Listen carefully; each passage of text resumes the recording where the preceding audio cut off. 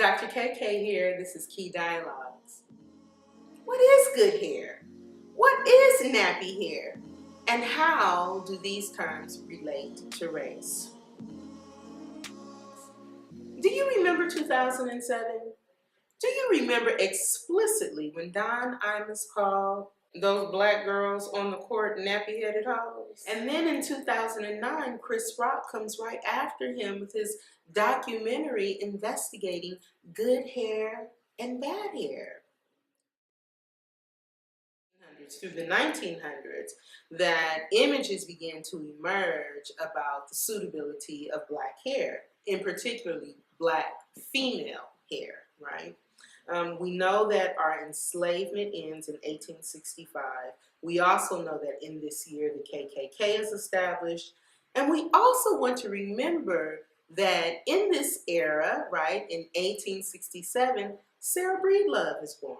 Sarah Breedlove is Madam C.J. Walker, who became the first African-American millionaire. Jefferson's narrative, and I have to keep going back to this, is so important because it really does begin to focus attention on the hair, the biology of African persons, and in particular begins to kind of tangle up both gender, right, and race. And the main marker of the entanglement of gender and race, especially for black women, of course, can be seen in their hair, the visible manifestation of their hair.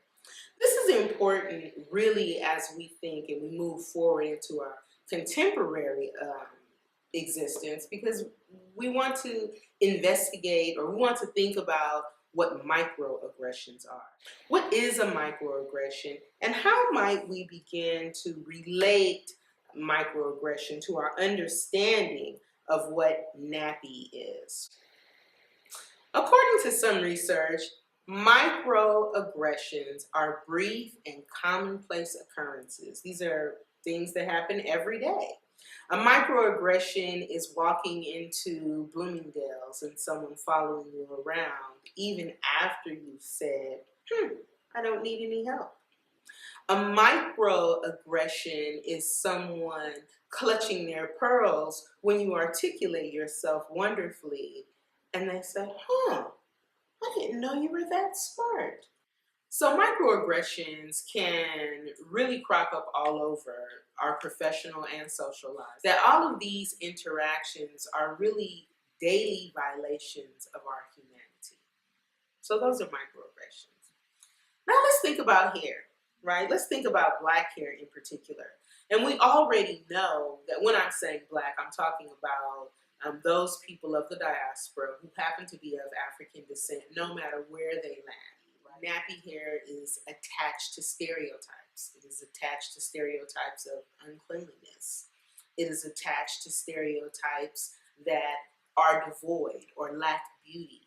It is attached to stereotypes of unruliness. It is attached to stereotypes of laziness. So at once, hair in combination with color provides a visible marker of one's inferiority. So having straight hair or good hair is ultimately attached to ideas on the opposite end of the spectrum.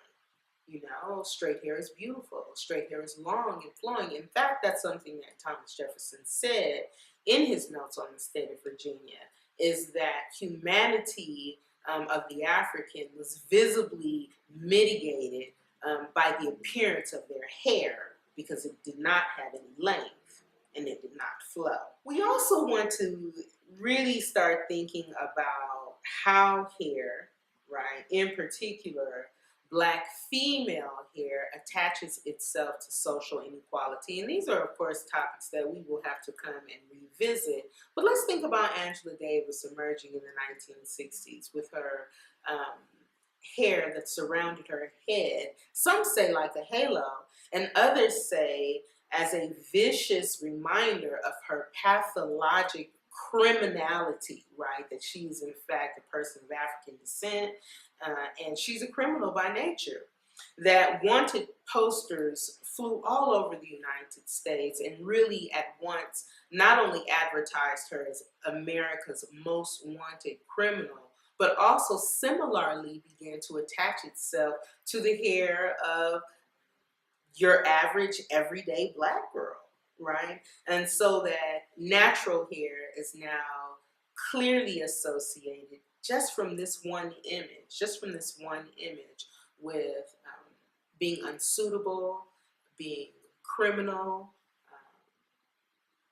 being pathologic, in fact. I want us to further think about nappy hair. I want us to further think about nappy hair, and I want us to think about microaggressions. In 2016, a woman was interviewed by the BBC about hair in the professional world. And even though this woman lived in Europe, she said she was always being made to feel as if her natural hair was unprofessional. In fact, I just, Googled it, nappy hair, and went right to images. And some very curious pictures began to crop up. Some of them from the US Army, in which authorized hairstyles were shown for women. I'll read to you that for the one showing African textured hair, it says that the bulk of hair cannot exceed more than 2 inches from the scalp. Now, if I'm a Black girl and my hair is not straightened, unless my hair is very, very short, coiffed very close to my scalp, it's almost a cinch to know that it's going to extend out, right? It doesn't say extend down. It says extend out. So even if I wanted to serve in the nation's military, I am at once told explicitly and implicitly that the hair which grows out of my head naturally is not suitable. That's a microaggression on monumental levels. Monumental. I want us to remember that just as we have been taught to love straight hair, we can be taught to love nappy hair too. We must practice healing ourselves. And today, we've got some action items for you. First, just take a look at yourself in the mirror and try to feel the natural texture of your hair. I also want you to think about ways that we can begin to include others in our story and the restructuring and the reshaping of our story. Namely, we can read. There's a really great book called Bad Hair Does Not Exist.